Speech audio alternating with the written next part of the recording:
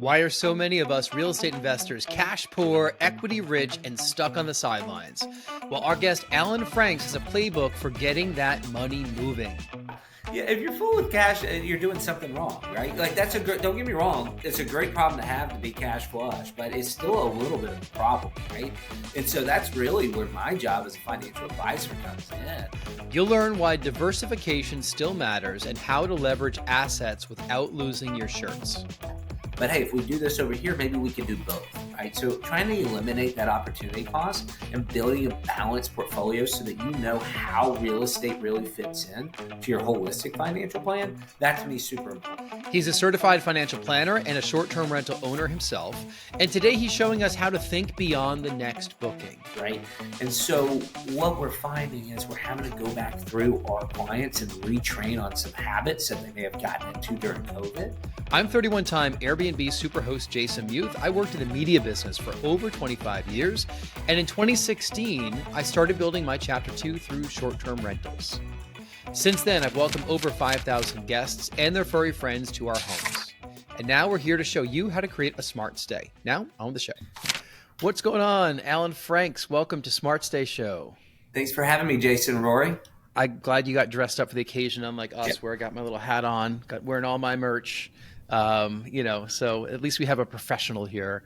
Alan is a certified financial planner, and we're excited to be speaking with him because the short-term rental world is powered by how to finance all these deals. And Rory, we haven't really talked about financing a ton on this show. It's been very focused on operations, very focused on people's stories, but this really is the engine to get people's portfolios going.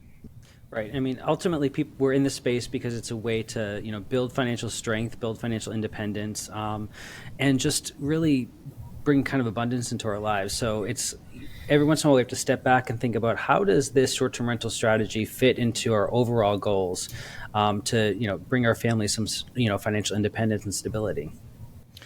Alan is in Atlanta, and he is the author of Empowered Money, Build Security, Accumulate Wealth, and Live Your Fullest Life. And before we hit record, you said you should have had a separate subtitle on that. What should it have been? Yeah, it should have been what they didn't teach you in high school. They taught us none of this stuff in high school. Rory, they taught us none of this stuff in college. They taught you none of this short-term rental stuff in law school, right? No, none of this financial planning stuff in law school at all. And I think that would have been definitely worth at least a semester's worth of work. Yeah, we might have actually paid attention that day in high school. All right, so Alan, you're also a short-term rental owner. I am. Yeah, my wife and I have a rental business. We have 6 rental homes. It's not our full-time job. And as life has progressed and we've had kids and our careers have taken off, it's definitely stalled a little bit on the growth there. But we had a lot of fun with it, and it's really built us a lot of wealth. And so we did some house hacking early on where we would simply move and live there for a couple of years and then rent it out. So we've actually never sold a home. We've bought, 7 because we got our current house now that we live in. So we bought 7 homes. We've never sold them, which certainly, has led to a little bit of feeling cash strapped maybe sometimes, but that's not necessarily a bad place to be. When you're flush with cash, all of a sudden those shiny toys look a little bit shinier, right? And we may go utilize that cash for stuff that doesn't build long-term wealth. So, we've had a lot of fun building real estate wealth and have had a lot of fun being hosts to some really great people. But Alan, what smaller real estate investor who you've met is full of cash? None of us are, right? Yeah, if you're full with cash, you're doing something wrong, right? Like don't get me wrong, it's a great problem to have to be cash flush, but it's still a little bit of a problem, right? And so that's really where my job as a financial advisor comes in, is when somebody comes to me and saying, hey, I've got too much in cash, right? Or I've got too much money coming in on a monthly basis. I don't know what to do with it. Ding, ding, ding, we've got a winner. That's where I can really start to help. Every now and then we'll get somebody that comes to us and being like, hey, we're cash poor, we're cash strapped, or we're living month to month. And certainly we're going to help them. We're going to create a budget. We're going to try to increase some income and reduce some expenses. But at the end of the day, magic happens in the margin there. the magic of financial planning happens when you have an excess of money at the end of each month that we can start to accumulate. And step one is obviously getting the emergency fund. But once we get past that 3 to 6 months of emergency fund and cash, we really need to start looking at other things we can do with that money. I've heard cash poor plenty, right? Like a lot of real estate investors, all of our cash is in equity in our properties. Not all of ours. I mean, thankfully, I worked for 25 years, so I have a retirement account as well sitting there, which some real estate investors will look at and they say, why are you wasting your time with that? Like, go deploy that in the real estate market. Hey, we got a financial advisor saying that I'm doing the right thing, right? You're nodding your head. Good. 100%. So guys, let me tell you something that gets me a little bit irritated, right? Is that we live in this world of 15-second bursts of Instagram reels, right? Where all of a sudden, oh, you want to know more about the real estate. Okay, we're going to go down this hole. Or you want to know more about crypto. All right, let's send them down this rabbit hole. Or you want to learn more about stock picking. Let's send them down this rabbit hole. Next thing you know, everything in our world looks like a real estate deal or a crypto deal or a stock purchase, right? And we've forgotten about diversification here. We've forgotten about having multiple ways of building wealth here. And so I take a very balanced approach to my financial planning personally. Yes, I've got 6 real estate homes. I also still max out my 401k, right? It's a great tax advantage. There's tax deferred growth on there, right? And here's the deal is that the stock market's done really well the last 5 years. It's done really well historically too.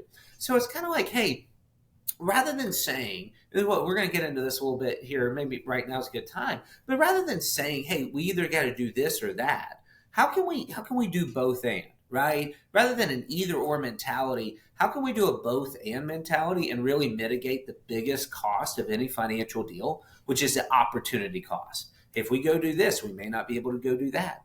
But hey, if we do this over here, maybe we can do both, right? So trying to eliminate that opportunity cost and building a balanced portfolio so that you know how real estate really fits in to your holistic financial plan, that to me is super important. Yeah, and Rory and I have been talking a lot about this, and like how to deploy capital is something that we talk about. Back when I was working full time, and many of you listening might be working full time, you might still be qualifying for traditional debt to income ratio loans. And, we've spoken about how we built up our portfolio here. We did it through, pennies, nickels, and dimes that we saved for the first investment property. Same thing for the second one. And we had vacation home loans for both those properties because they were in 2 different markets and we were able to do it. And then we did, a HELOC on one of them. Somehow they gave me a HELOC on a vacation property. I don't know that you're allowed to do that, but they did. And we used that to buy land next door. And then we decided to use a DSCR loan for a third property while I was still working. And then the fourth property we built from the ground up with a construction loan that somehow I also qualified for while still having that job. And then when the job ended, we did the fifth property with a DSCR loan, just like we did the third one. But now Rory and I are talking about how do we tap into these resources. And Rory, before I throw it to you to have a question, realize I've just muted your mic, so you have to turn it back on. What have you and I been talking a lot, Rory, about this next potential thing that maybe we're going to look at another property? Maybe just share with the listeners what we're thinking, and then we can bring Alan into that conversation, and maybe he can, lead us down a pathway that might be one we hadn't thought about. Well, I mean, the overarching story now is we're not flush with cash, but we have a lot of equity in these properties. And now it's the first time we really kind of come back to take a look at the equity and doing all the math to see whether it's worth pulling some money out of these investments to grow the portfolio with another one, sacrificing the lower interest rate that we have on the property, and making sure that the growth still kind of conforms to our overall goals.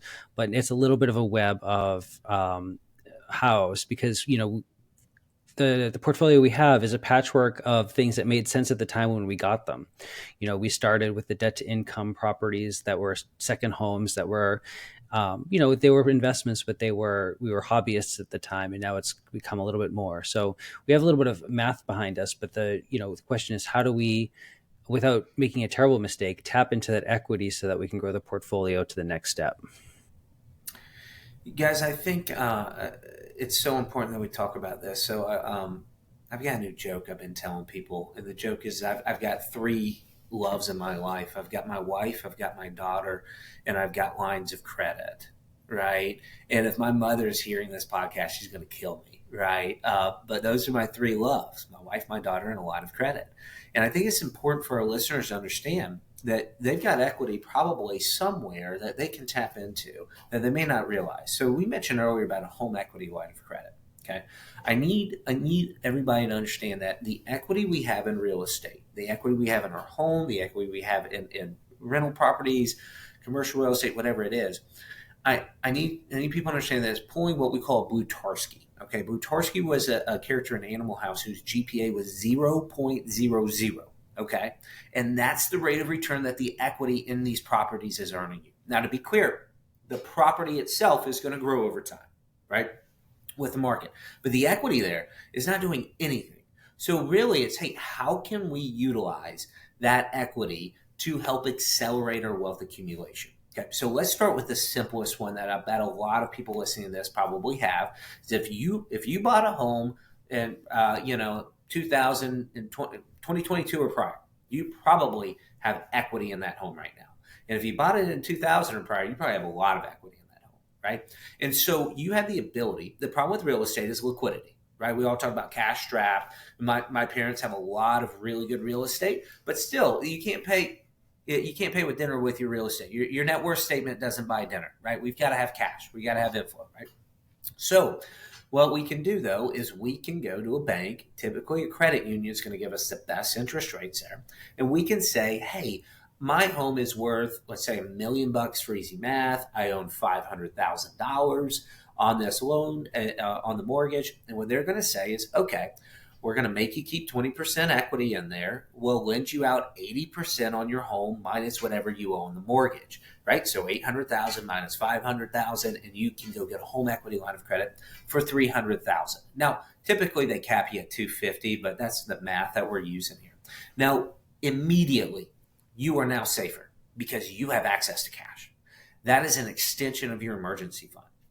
So immediately, if you do nothing with your home equity line of credit, you have the permission now to keep less in cash because we don't necessarily need the 3 to 6 months in an emergency fund. So now we can get that other excess cash working for us. Now we can immediately get more aggressive with our investment portfolio because the risk of you having to sell investments when the market's down deteriorates drastically when you have access to $250,000. So if you're listening to this and you haven't done this, from a risk mitigation standpoint, go get a home equity line of credit. Okay, even if you never use it, because it's going to make everything else so much safer around you. But realistically, what we want to do is we want to turn that into an opportunity fund, go from an emergency fund to an opportunity fund. So when I look at the way that we've built up our rental, I'm not even calling it an empire, our rental hobby here, right? Our rental portfolio, right? It's based on the back of lines of credit. All right. So the first one is my dad bought me a small $50,000 life insurance policy when I was 3 years old. Right. And there was $10,000 of cash value in there. And I was able to tap into that. And he handed it over to me when I was 22, and I started putting more money into it. So when I bought my first property at 26, it was actually the down payment was paid on a loan from the cash value life insurance policy. And then I just paid it back. Right. A couple of years later, we had a client selling a rental house so that he could pay off his truck. All right. And I'll never forget being in that meeting with his wife, and his wife just yelling at him, you are going to sell an income producing asset to pay off a depreciating asset. And anyways, I'm like, hey, she's 100% right. But 2 weeks later, I did call him up. I said, hey, if you're going to sell it to me, right? I'm in the market. So anyways, we ended up finding a good deal on that house right there. And we did buy that as a traditional rental home. So we had to put 20% down on that thing. And I don't care how little the house is worth. 20% down is a lot of cash, right? So we went back to the well and we were able to borrow some money from that cash value, but also was able to get a home equity line of credit at that time. So we were able to utilize that, right? Now, all of a sudden, we've got an income producing property that paid off the loan for me. That paid off the line of credit for me. Took a couple of years. And then that's when we got into the short-term rental game. We really wanted a mountain house. We were uncomfortable with the mountain house. And the numbers that we were seeing, we just weren't comfortable. But we joined an Airbnb group, and basically they said, go into the city. There's hospitals, there's schools, there's jobs. That's always going to be booked. So we bought a 2 bedroom, 1 bath up front with a garage apartment in the back, right? And the idea was to rent them out 3 different listings, front, back, and then together, right? All right, well, guess what? We went to IKEA, we set up all the furniture, we lived there for a month, and we really liked the idea of having a taco shop at the top of our street. We really liked having 4 breweries that we could walk to. We loved in-city living. So we actually moved into the front part of it and rented out the back part. Right now, we moved from Roswell, which is a suburb of Atlanta, so we rented that out, right? And then all of a sudden, there was another duplex a couple of streets down that we were able to purchase, right? So pretty soon, we went from having no real estate here to having 6 rentals, and we bought those based off of lines of credit from our life insurance, from our home equity line of credit, and then there's a third one that most people do not understand. And we were talking earlier about opportunity cost. You can invest in the market and you can go deal in real estate. And the way that we do that is through a securities-backed line of credit. Okay. The same way that a home equity line of credit works, you have the ability to get a line of credit against your investments. Now, a couple of things. They do have to be taxable investments. They can't be qualified IRA 401k dollars. Okay. So they do have to be taxable because that's liquid, right? Typically, we can borrow, I want to say 50 cents on the dollar. Truthfully, we can get it up to 65 cents. But we do have to be understanding that securities move a little bit more than real estate, right? So if the securities drop, then we might have to sell some stocks to raise some cash on that loan. So there is some risk there. So I like to tell my clients, sure, we'll get a loan for 65 or a line of credit for 65 cents on the dollar, but let's try to only borrow 50, right? But guys, that's how wealthy people actually invest. They don't typically just go directly invest in any one deal. They'll actually have a portfolio of funds, and then they will borrow against those funds to go invest in different deals. We're talking about hard money lending deals. We're talking about climate controlled storage deals. We're talking about real estate deals, right? We're talking about businesses, right? So the idea is that, guys, instead of, if you go put your money directly into a real estate deal, you have a dollar working for you, right? But if we were to actually go put it into an investment that's well structured, well diversified, we know investments in general are going to double every 10 years. That's the rule of 72. If we can average 7% rate of return, it'll double every 10 years. And guys, it's really easy. There's no plumbing leaks, there's no tenants, just kind of does its own thing, right? But then we're able to borrow 50 cents. Now all of a sudden we have $1.50 working for us. Most investors only get $1 working for them. A good investor, in my opinion, gets $1.50 working for them. And that is a little bit what we're doing with these lines of credits like HELOCs as well. Well, I'd never heard of borrowing against securities like that, but I'm not sitting on all these securities because I just chose to be invested in the market through my retirement. And that was it. And then everything else we put to work in real estate. So that's actually a fascinating opportunity if you're listening and you're sitting on some securities, whether it's company stock or your own portfolio, borrowing against that. But really the theme of all of this is leveraging your assets to buy larger assets, whether you control it altogether or it's a syndication deal, and you're leveraging other people's money to be able to do that. Did I kind of hear a broad summary along that way? That is 100% accurate. So think about this, y'all. People go every single day and they deposit money into their bank, and they're earning, less than 1% typically, unless it's a high yield savings account. That bank is then going to turn around and it's going to lend it to somebody for a relatively good interest rate compared to other interest rates. Right now, it's also relatively bad because of where interest rates are. But anyways, that money's going into the bank. They're paying out the consumer 1%, and they're going to lend it out right now at 7.5%, right? Well, now you can go and you can borrow that money to go get an asset that hopefully is going to make you more, right? 10%, 15%, 20%, right? And so in order to do that, though, typically we've got to put a little bit of down payment down. Right? So the idea here is if we can leverage just a little bit of our own money, then we can leverage a lot of other people's money. And now all of a sudden we have leverage and it's going to help us accelerate our wealth building. Okay. So let's look at, as an example, let's say that there's a $500,000 home. Okay. And you have to put 100,000 down. It's a rental home. It's 20% down. You put 100,000 down and $500,000. And let's say it grows by 10%. Okay. So a $500,000 asset's now worth $550,000. Okay. And you look at it and you say, oh, look, that's pretty cool. I just earned 10% on my money.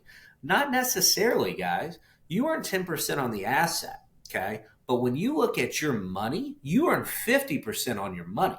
You put in 100 grand and it grew 50 grand, right? And that's the beauty of leverage right there, right? The asset grew 10% from 500 to 550, but your money grew from 100 grand to $150,000, right?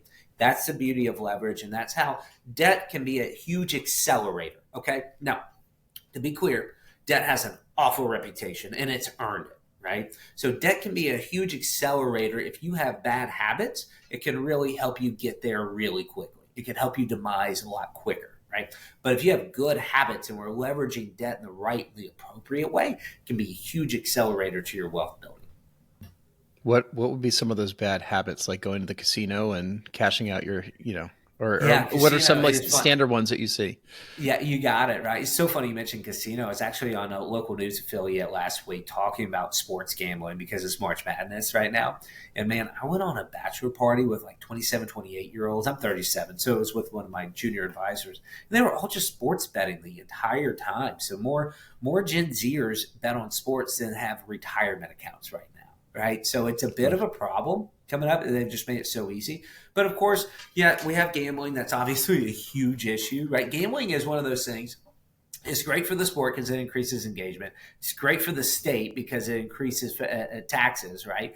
And it's entertaining. It's enjoyable. The only problem is that it ruins about 5% of the people's lives that do it, right? So we've got to be careful there. But yeah, I would say typically what we're finding here is like shopping could be a bad habit. Things that maybe are a little shallow. I'll be honest with you. What we find is when people are miserable in their lives, they tend to do like therapeutic spending here, whether it's food, whether it's shopping.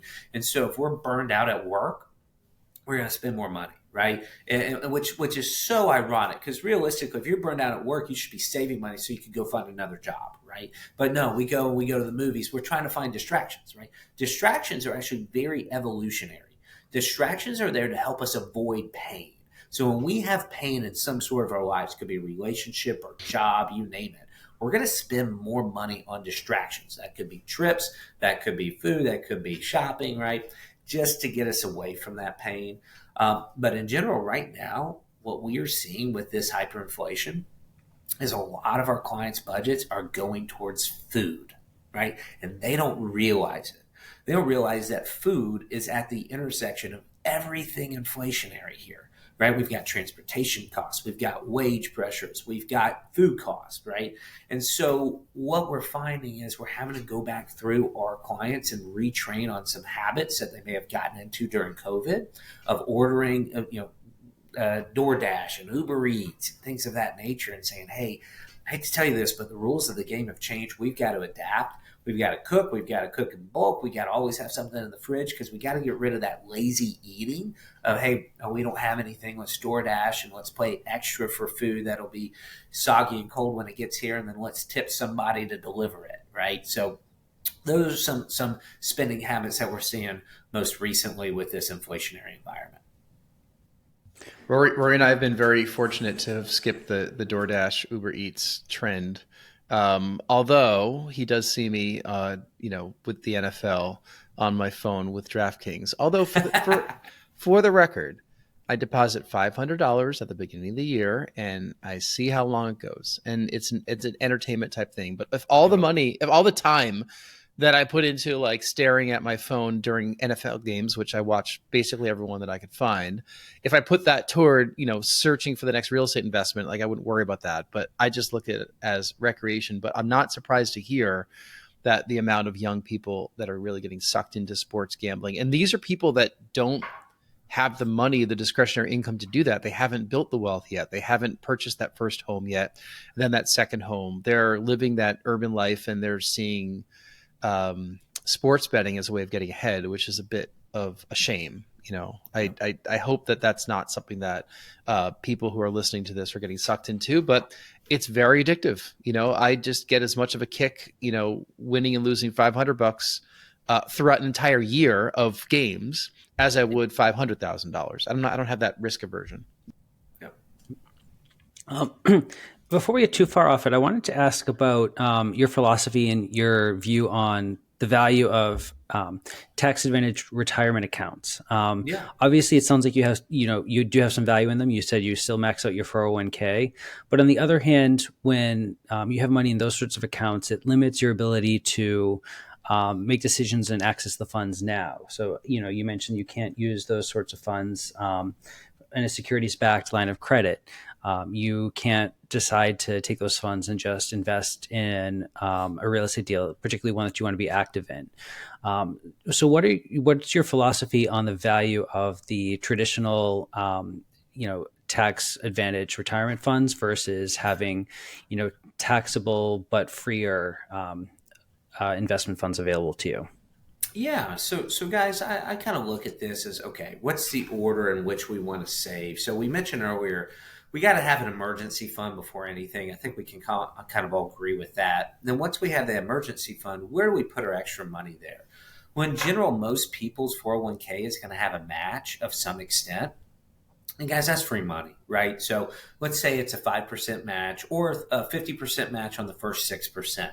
So the way that we kind of look at this is, all right, okay, let's go ahead, let's get our emergency fund, and then let's do either the 401k or the Roth 401k there, and at least get that match, right? Once we have that, then we do like to start looking at the taxable investment accounts because that is more liquid.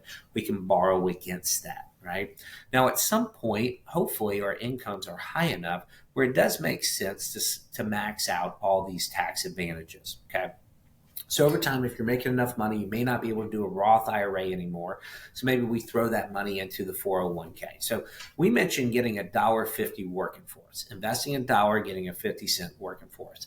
The truth is, it's a little bit misleading because you earn $1 and then you pay Uncle Sam, right, and Aunt Massachusetts, right, your state taxes on this thing. Or for me, it's Aunt Georgia, which has a lot better ring to it, right? But either way, we're paying our state taxes. So depending on where you are in your tax brackets here, most people are going to fall between the 22 and the 24% tax bracket.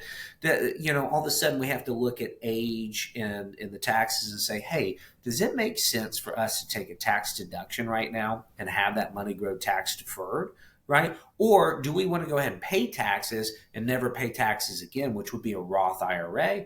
Or do we want to stay liquid on this, right? Now, once we get past that 24% federal bracket, then we all of a sudden start getting into the 30s, okay? And now all of a sudden, it's much more compelling. We're making more money. Taxes are more. Now all of a sudden, it's going to make a little bit more sense for us to get that full dollar working for us, right? So rather than paying, let's call it 40 cents all into taxes, we're going to actually, in investing 60 cents on the dollar, we're actually going to go and we're going to invest a full dollar, right? So what's better? Taxable dollars where we get $1.50 working for us, or having a 401k where we get the full dollar. All right. Well, let's do the math, right? If we put money in a 401k, we don't have to pay tax on that. We get the full dollar working immediately on here, right? If we pay taxes on it, we're going to pay 40 taxes, so we're able to get 60 cents. We then borrow 50 cents against that 60 cents. So now we have 90 cents working for us there. So a lot of math there. But in general, I am a fan of having diversification in a financial plan. And to me, a 401k, particularly up to the match there, whether we do more than the match, that's on a case-by-case scenario there. But it's really hard for me to tell people not to at least contribute up to the match. I mean, part of the real estate investor strategy, and if you own short-term rentals and you're listening, you are a real estate investor, is to defer taxes as much as possible. Kind of keep kicking the can down the road and keeping that money yourself so you can reinvest it into your current assets or future assets. And, we've had tax professionals on this show before. The real estate code and the tax laws are written in favor of people that are real estate investors that are looking to put these dollars to work into real estate investments for a long list of reasons. One thing that I have been hearing a lot more of late, going back to, you gave the example of the down payment and basically your return on that down payment versus the return of the entire property. I've seen a lot more people lately investing in properties that, a couple years ago, they had to cash flow out of the gate for it to make sense at a certain multiple. It almost sounds arrogant these days, it has to be a this, otherwise it's not worth investing in. But today people are saying, can I, make a little bit of money or break even, but is it going to appreciate? Right. So we're seeing that return on equity calculation a little bit more, probably because there aren't as many of these cash flowing markets and cash flowing deals out there. How does that factor into the advice that you give to your clients? And is that something that I'm making up, or should people be looking at that kind of holistic approach to a real estate investment today? Yeah. So, Jason, you bring up one of the biggest things. So I wrote this book, Empowered Money, right? And I wrote it pre-COVID. And then I really feel like the rules of the game have changed a little bit, particularly when it comes to real estate investing, right? So when we bought all of our properties, they were cash flow positive almost immediately, right? And now we are looking, I'm constantly looking for a new deal. I certainly haven't seen a deal in the last couple of years that would cash flow in the first 2-3 years, right? And so now all of a sudden we've got to put that in our calculation here. Hey, yes, this is a great long-term investment, but do you have the cash flow on a monthly basis to fund it $500 extra each month, right? Because of course we're going to have the mortgage, we're going to have the expenses, but we're going to have the rent coming in, right? But we're still going to be $500 to $1,000 shy. Will that wreck your financial picture, right? And a lot of people don't have an appetite for that, right? So what we've seen here, and so in 2020, we were watching Airbnbs left and right in our portfolio. We had a couple down in Disney, a couple down in Panama City here, a lot up in the mountains, and it was almost to the point where you were dumb if you didn't get one, right? It was just a gold mine. And so I don't know what you guys are seeing in your markets, but in our market, what we found is that, okay, maybe the really wealthy Mr. Big Bucks that has the mountain house, maybe he was never interested in renting his house out to get $5K a month, but now all of a sudden he can get $20K a month. And Mr. Big Bucks likes money. Doesn't matter that he's got enough. He likes to get more, right? So he's willing to go take the photos, create the listing, right? Have somebody else do it. And he's going to all of a sudden get $20,000 a month, right? Well, what happens? Well, COVID ends. All of a sudden when you travel international again, and demand comes back to where it originally was. The problem with this is that what's not what originally was the supply, right? So demand really went up. Whenever there's a lot of money to be made, competition is going to creep in, supply creeped in, and then all of a sudden demand disappeared. And when I say disappeared, it went back to where it was pre-COVID, okay? The problem is that Mr. Big Bucks, well, he already took the photos. He already has a listing.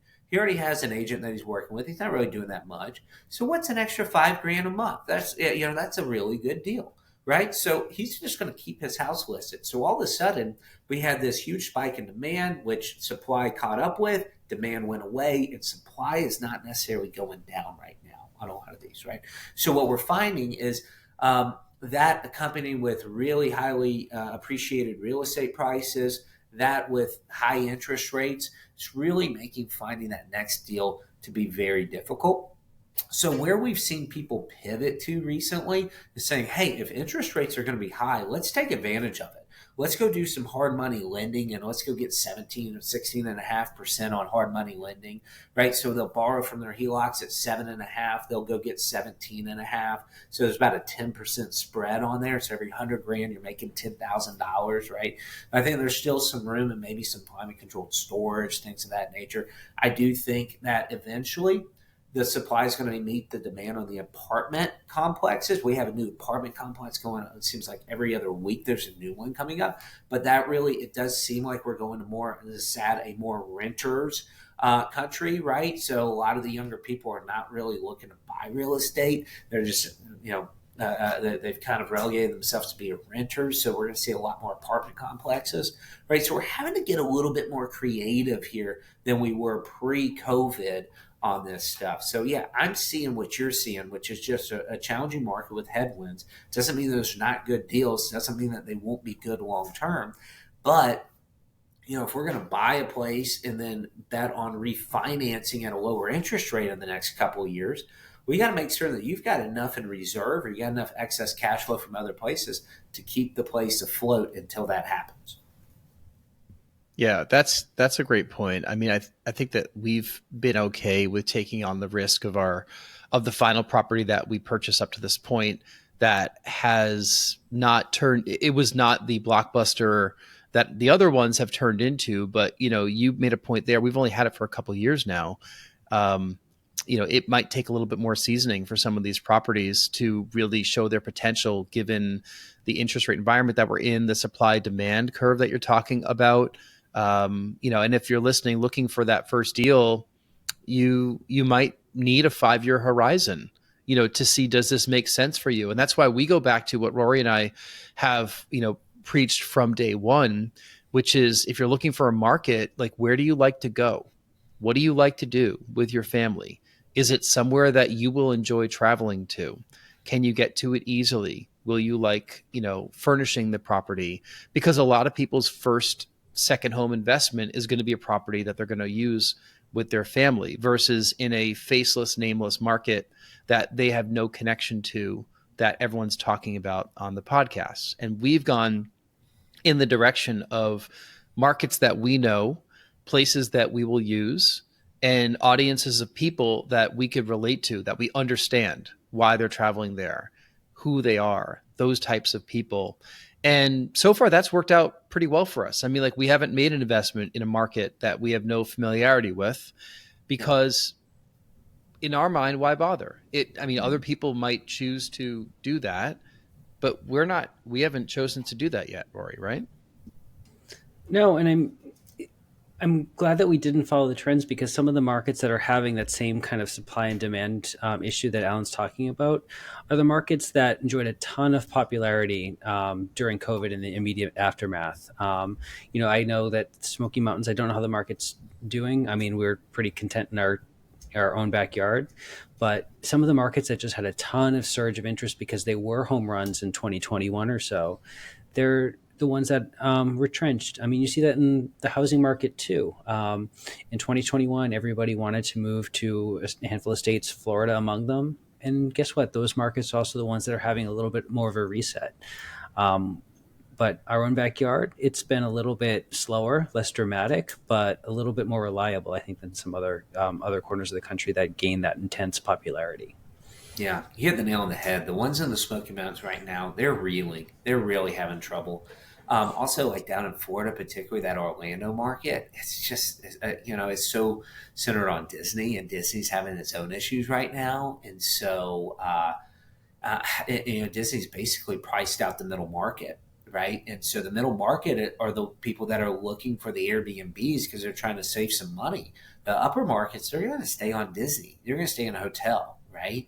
We're seeing here in the Southeast, we're seeing some challenges right now. Hey, one thing to keep in mind, though, guys, is that when we're evaluating a deal, it's not just the revenue and the expenses. There's also some amazing tax advantages that go into this as well, right? So I realize that the bonus depreciation model has lost popularity a little bit right now because it's down to 60%. But we've got a lot of high income earners that are W-2s that don't really have many tax breaks, but maybe their spouse is staying at home, right? And now all of a sudden, maybe they can manage this and become a real estate professional and take advantage of some bonus depreciation there as well. So there's a lot of rules around that. I'm not a CPA, so I would tell you to talk to a CPA about that. But, we've got to look at the entirety, not just the cash flow. We've got to look at the growth of the asset class over time, right? We got to look at the family style of it too. What does it afford our family if we go visit this 4 times a year, right? And then also we got to keep in mind the tax advantages that real estate gives us because they're beautiful. I actually saw a clip on Instagram from a show called Iced Coffee Hour that Graham Stevens does. He had the winner of Beast Games on it. I don't know if you watched that on Prime, but Rory and I actually got into it. We watched it. The winner won $10 million, probably the biggest prize that's been given away on television. And they were talking about real estate investing, because they said, listen, like, you're going to have to pay whatever, $4 million, $5 million to this to the government immediately. And it kind of dovetailed into a conversation about bonus depreciation, cost segregation, real estate professional, like what does your spouse do? Like, can you get this up and running, relatively quickly? The winner has a noble reason. Well, I mean, he won. He was out of 1,000 people, but the winner actually wants to contribute a lot of money toward this. His son, I believe, has like a rare disease, and he's trying to help fund a cure for that disease. But realistically, like if you win a big prize like that, like yes, you want to try to defer the taxes as much as possible. So like bonus depreciation, all that did come up, on that podcast, and it was like he was introducing this concept to the winner for the first time, and the average person doesn't know anything about that. Like, nothing about, and why would they? Like, they don't teach it to you in school, as your book's not official subtitle is, right? That doesn't come up in college, in high school. For many of us adults that are working in W-2 world and just, doing a great job for somebody else, nobody trains us on it. Why should they? Why should they tell you all that stuff? You kind of have to find it yourself through podcasts like this and other shows online that talk about bonus depreciation and talk about, deferring tax strategies. And, we certainly don't have to reopen the conversation about that, but I'm glad you brought it up, Alan, because that's the ace in the hole with all this real estate investing. Not only how do you acquire these properties, how do you leverage your assets to do it, but then how are you smart with, what you're reporting now and what you're trying to push forward into the future? Yeah. Well, I think real quick, if I could interject and just say, okay, if our goal is to take you from where you are right now to where you want to be, right, in the most tax advantaged, cost efficient way possible, right, the best way we can do that is by increasing your revenue and rental homes, hard money lending, you name it. There's ways we could do that without just your day-to-day job, right? But more importantly, decreasing your expenses. Well, what is the biggest expense that we all have? Right? Newsflash, it's not your food, it's not your mortgage, it's taxes. It's what you're paying in taxes, right? So our firm, we solve three problems.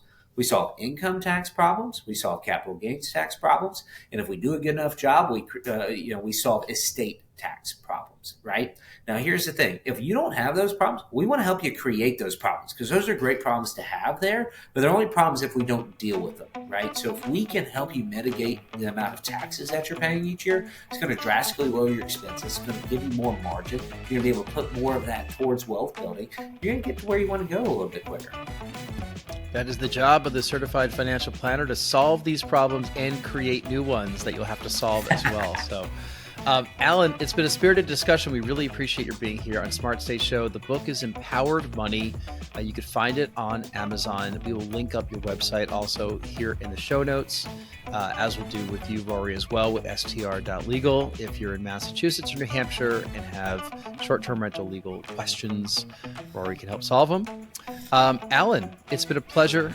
Thank you for all the advice and all the insights. We can't wait to check in with you again in the future about what we should be doing, because it's ever evolving. And as a certified financial planner, you're the one your job is to keep up with it and then train all of us as to what we should be doing in whatever current year it is. Yeah. Hey, Jason, Rory, thank you so much for having me today. This has been a pleasure.